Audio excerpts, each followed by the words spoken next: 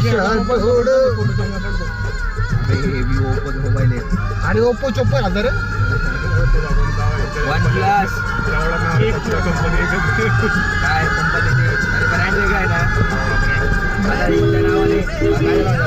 एकदम शिकलावाले जनरिक गोळ्या बी विकता आणि चांगल्या गोळ्या बी विकता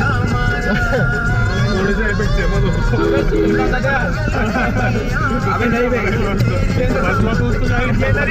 फॉर्म्युला आउट झाले ते फक्त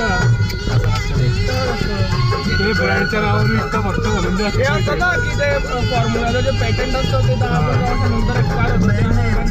नसतात त्याच्या आधी पण काढतात ते बरं जे रॉ मटेरियल असतं ना